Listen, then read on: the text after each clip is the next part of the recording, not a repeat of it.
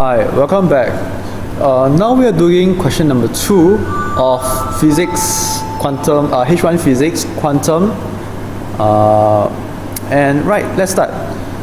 Question number 2, explain what is meant by an energy level of an electron in an atom. Okay.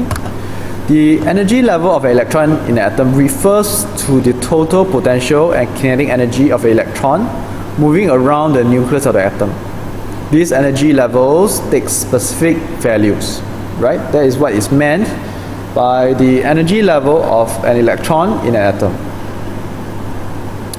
Part B, they ask you, I show you this gas. So this is the hotter gas emitting light, and this is the cooler gas that is absorbing and then re-emitting the light. Okay. State and explain the type of hydrogen spectrum observed from point A. Since the cooler hydrogen absorbs and then re-emits, A, it should be emission spectra, right? It should be emission spectra.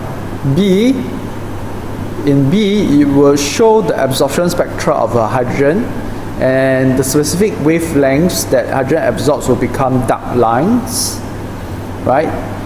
So B, you will actually see a colored background because the gas is emitting white light. So you see colored backgrounds with dark absorption lines. Okay, so let's see how it's being phrased. From point A, emission line spectrum from hydrogen will be observed. The cooler hydrogen absorbs parts of the spectrum of white light and re-emit in all directions. The spectrum will correspond to the energy between energy levels of the hydrogen. Alright, the wavelengths that are emitted are the wavelengths that correspond to the energies between the energy levels of hydrogen. Alright, so what you get is the emission spectra. Point B, it will be the absorption spectra from the hydrogen. Some specific wavelength will be absorbed by the cooler hydrogen. Hence, you have a full color spectrum of white light from red, orange, yellow, green, blue, indigo, violet. Yet you will have some wavelengths that are missing, right? And those missing wavelengths will be represented by dark lines. Part 2, number 1. This shows some energy levels of hydrogen. Okay, so this is a little bit more mathematical.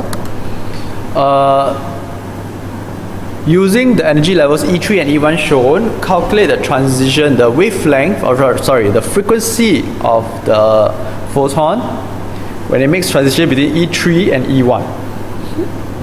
Right? So using E equals to HF, right, we can find the transition frequency. So E equals to HF, substitute in the values of the energy levels, which are already very nicely given to you in joules, so you do not have to convert them. Substitute in the value of H, you can find the value of frequency to be 6.18 times 10 to the power of 14 Hertz. Right, so this is a simple 2 marks for you to get. Next, the frequency of the radiation emitted when an electron makes a transition between energy E3 to E2 is 1.6 times 10 to the power 14 Hertz. Determine the wavelength of the EM radiation when an electron makes a transition between E2 to E1. So this is a little bit more involved, but we can see this very clearly over here.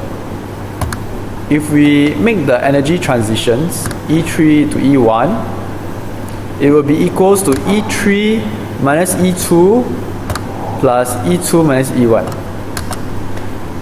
This means that the energy you emit is EHF for 3 to 1 is equals to HF of 3 to 2 plus HF of 2 to 1.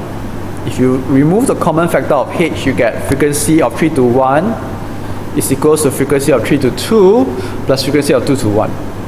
Since we already know the previous frequencies, right, in part 1, you got this. We know E3 to E2, you have this.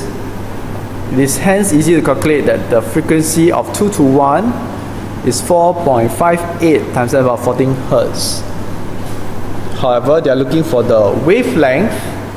So using C equals to F lambda, we end up with 6.55 times 10 to the power minus 7 meters.